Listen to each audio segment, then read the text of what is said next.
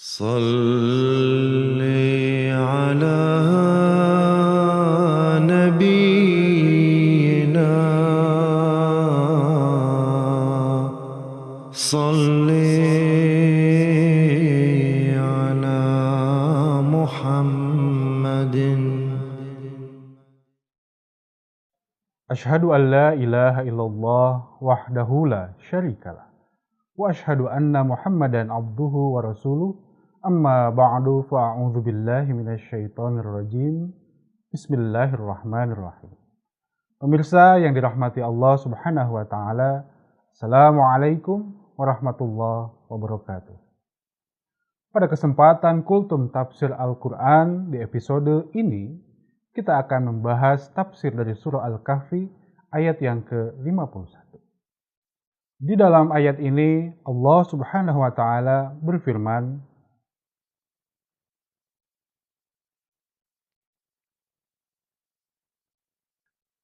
A'udzu billahi minasyaitonir rajim.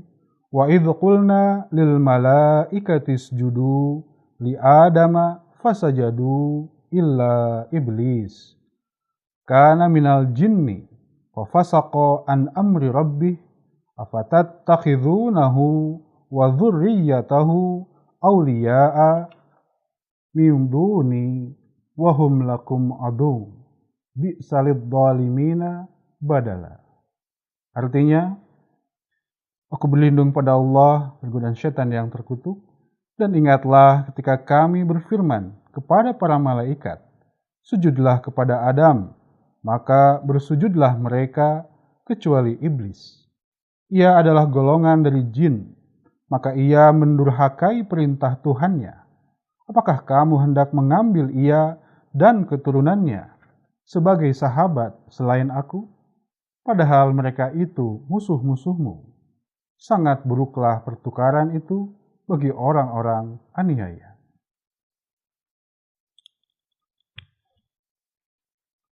Pemirsa yang dirahmati Allah Subhanahu wa taala, dalam ayat ini ada 3 nama yang disebutkan oleh Allah Subhanahu wa taala, yaitu Adam alaihissalam, iblis, dan jin. Adam alaihissalam yang disebutkan dalam ayat ini dan ayat-ayat lainnya dalam Al-Quran bukanlah tertuju kepada manusia yang pertama kali diciptakan oleh Allah Subhanahu wa taala di muka bumi. Sebelum beliau telah hidup bangsa-bangsa manusia lainnya yang hidup di dalam gua-gua. Mereka tidak berani tinggal di tempat yang terbuka karena takut kepada binatang-binatang buas dan hidup secara terpisah satu sama lain. Pada masa permulaan, hidup mereka hampir sama dengan hidupnya hewan yang lain. Mereka makan, minum, melahirkan, dan mati. Namun, setelah melalui beberapa fase kehidupan yang berjalan ratusan ribu tahun lamanya, maka berkembanglah pertumbuhan otak mereka hingga ke taraf yang lebih tinggi dari hewan. Namun sayangnya, pada tahapan tersebut, otak mereka belum dapat berpikir secara sempurna. Sebab itulah mereka masih hidup secara bebas dan belum terikat oleh suatu peraturan atau undang-undang. Seumpama seekor harimau yang menerkam, atau seekor ular yang menggigit, atau seekor lebah yang menyengat, mereka tidak dikatakan berdosa atas perilakunya, karena mereka tidaklah berakal. Demikian juga dengan jenis manusia sebelum Nabi Adam alaihissalam. Kepada mereka belum dapat diberikan satu syariat, karena pikiran dan akal mereka yang belum matang. Namun hal ini bukanlah seperti yang disebutkan dalam teori Darwin, yang mengatakan bahwa manusia berasal dari monyet. Manusia saat ini memang asalnya dari manusia juga, bukan dari monyet. Hanya manusia sebelum Nabi Adam alaihissalam memiliki cara hidup yang tidak ubahnya seperti hidupnya hewan. Pemirsa yang dirahmati Allah Subhanahu wa Ta'ala, setelah mengalami beberapa tingkat evolusi dalam waktu yang sangat panjang, barulah manusia memasuki suatu fase yang mana kepada mereka dinilai sudah tepat waktunya untuk diturunkan suatu undang-undang atau syariat dari Allah Subhanahu wa Ta'ala. Dan di antara manusia yang dipandang sudah matang itulah, maka Nabi Adam alaihissalam telah dipilih sebagai orang yang paling cakap untuk menerima wahyu dari Allah Ta'ala dan memiliki tugas untuk kelanjutan perkembangan dunia dengan syariat dan undang-undang kehidupan. Sejak itulah mereka tidak diperbolehkan lagi hidup telanjang seperti suku-suku bangsa di dataran pedalaman di berbagai belahan dunia. Di dalam surah Toha ayat 119 hingga 120 diterangkan oleh Allah Subhanahu wa Ta'ala bahwa faedah dari hidup bermasyarakat adalah memiliki peraturan serta menjalankan pemerintahan bagi manusia adalah demi kemuliaan manusia itu sendiri. Adapun bangsa manusia yang tidak mau mengikuti pola kehidupan yang baru ini dan tidak mau bergabung dalam jamaah baru ini, merekalah yang kemudian disebut sebagai jin. Mereka tetap memilih untuk hidup terpisah dan tersembunyi di dalam gua-gua. Mereka tidak mau terikat oleh suatu peraturan dan undang-undang tertentu. Dan mereka pun tidak mau hidup bersama-sama, serta hidup bergotong royong. Beberapa ahli sejarah menamai mereka dengan istilah The Caveman atau manusia gua.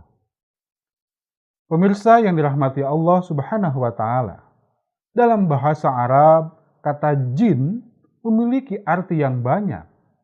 Di antaranya adalah tertuju pada orang-orang besar yang jarang nampak di khalayak ramai, atau bangsa-bangsa yang hidup tersembunyi di sebelah utara bumi dikarenakan iklim yang sangat dingin dan berkulit putih. Namun dalam perjalanannya, pemaknaan atas kata jin berubah menjadi sebuah makhluk khayalan ciptaan manusia sendiri yang kemudian ditakuti oleh orang awam. Misalnya dimaknai sebagai hantu dan lain-lain, yang faktanya wujud tersebut tidak ada. Selain jin, disebut pula iblis dalam ayat ini. Dalam bahasa Arab, kata iblis berasal dari kata ablasa. Artinya adalah makhluk yang tidak diharapkan kebaikannya, patah hati, bersedih hati, atau ablasa min rahmatillah, yang artinya putus asa dari rahmat Allah Ta'ala, atau ablasa fi amrihi, yang artinya bingung atas apa yang akan diperbuatnya, atau ablasa fulanun, yang artinya si fulan berdiam diri saja karena sangat sedih. Atas makna-makna di atas, maka menjadi jelas bahwa kata iblis tertuju kepada orang yang telah putus asa dari rahmat Tuhan, atau orang yang sangat sedikit diharapkan kebaikan dari dirinya, atau orang-orang yang kehilangan akal dan bingung atas apa yang akan dikerjakannya, atau orang yang tenggelam dalam kesedihan. Jadi, makna iblis tertuju bukan pada wujud, namun lebih kepada sifat atau berbagai kecenderungan di atas. Adapun kata syaitan berasal dari kata syaitona atau syaitan. Maksud syaitona anhu artinya ia jauh. Syaitonad dar artinya rumah yang jauh. Syaitona sahibahu artinya dia menentang temannya atau membelokkan temannya dari maksud dan niatnya. Jadi kata syaitan adalah wujud yang dia sendiri jauh dari haknya dan menjauhkan orang lain dari haknya. Atau wujud yang wataknya cenderung pada kejahatan dan menentang pada kebenaran. Selain itu, syaitan pun dapat bermakna sebagai wujud yang binasa atau terbakar karena sifat dengki. Pemirsa yang dirahmati Allah Ta'ala, selain dari makna di atas, di dalam kitab-kitab logat lainnya, kata syaitan berarti adalah ruh jahat atau orang yang sombong yang melampaui batas dan juga bisa sebagai ular. Dalam kamus tertulis, syaitan adalah suatu wujud yang sudah masyhur, tetapi tiap wujud yang angkuh, yang melampaui batas pun dikatakan juga sebagai syaitan, meskipun dari jenis manusia atau dari jin atau bahkan dari hewan. Jadi teranglah orang yang jauh dari kebenaran, yang merasa panas terbakar karena dengki dan hasad atau congkak dan bertindak semau-maunya, semuanya disebut sebagai syaitan. Pemirsa yang dirahmati Allah Subhanahu wa Ta'ala, di dalam Al-Quran beberapa kali kita jumpai tentang ayat yang menyebutkan peristiwa Nabi Adam alaihissalam ini. Hal ini sejatinya memiliki tujuan yang luar biasa, yakni sebagai isyarat agar manusia taat kepada utusan yang telah Allah Subhanahu wa Ta'ala tunjuk, dan jangan sekali-kali menjadikan syaitan sebagai sahabat. Banyak ayat di dalam Al-Quran yang mengingatkan kita bahwa turunnya azab atas suatu kaum karena mengingkari seorang Rasul Allah Ta'ala, bahkan mereka berusaha untuk membunuhnya.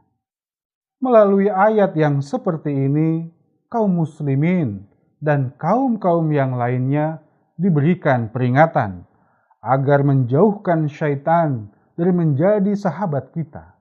Berkaca dari peristiwa Nabi Adam alaihissalam yang sempat terkecoh oleh bujuk rayu syaitan, meski kemudian Nabi Adam alaihissalam segera bertaubat kepada Allah Subhanahu wa Ta'ala, dan setelah itu dan selamanya beliau menghindarkan diri beliau dari ajakan syaitan yang menyesatkan. Pemirsa yang dirahmati Allah Subhanahu wa Ta'ala, demikianlah kultum tafsir Al-Quran yang dapat saya sampaikan pada episode kali ini. Semoga dapat bermanfaat untuk kita sekalian. Amin. Wa akhiru da'wana alhamdulillahi rabbil alamin. Wassalamualaikum warahmatullahi wabarakatuh.